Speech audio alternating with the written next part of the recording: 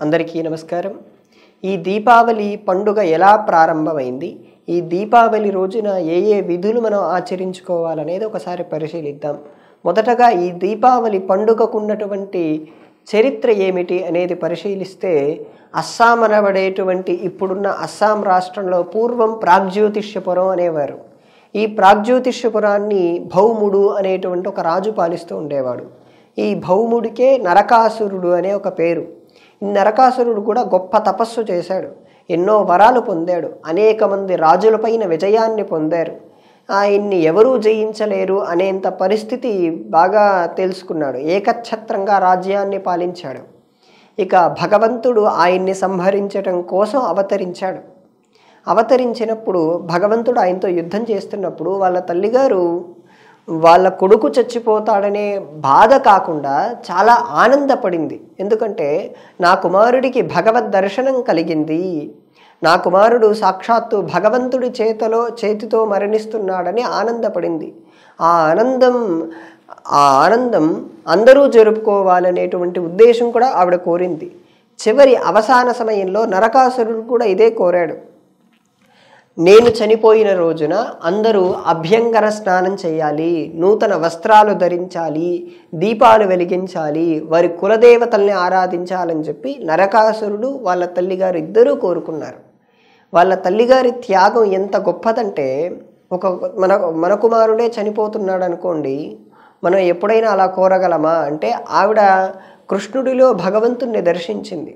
నరకాసురుడు చివరి సమయంలో ఇంకా చనిపోయే కొద్ది క్షణాల ముందు దర్శించగలిగాడు, కానీ అంతకుముందు భగవంతుడు అనేటువంటి స్పృహ నరకాసురుడికి కలగలేదు. కానీ నరకాసురుడి తల్లిగారికి కృష్ణుడంటేనే సాక్షాత్తు భగవంతుడు, పరమాత్మ అనే స్పృహ ఉండటం చేత ఆవిడ కృష్ణుణ్ణి చూడగానే ఇదే మాట వేడుకుంది, నా కొడుకును మీరు చంపేయండి, నాకు చాలా ఆనందమే. ఆ ఆనందం అందరూ జరుపుకోవాలి. ఆ రోజు అందరూ తైల స్నానం అంటే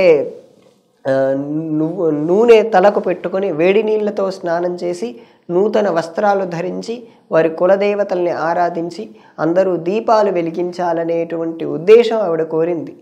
మనం ఎంతమంది ఇలా కోరగలిగినటువంటి వ్యక్తుల్ని పరిశీలిస్తాం.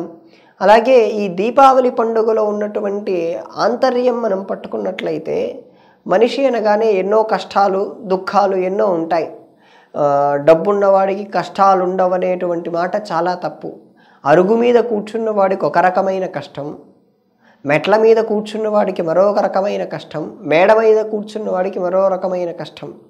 అరుగు మీద నుంచి కింద పడితే చిన్న గాయమే, మెట్ల మీద నుంచి దొర్లి కింద పడితే ఒక రకమైన గాయాలు, మేడ మీద నుంచి కింద పడితే మరో రకమైన గాయాలు. గాయ స్థితులు వేరుంటాయి.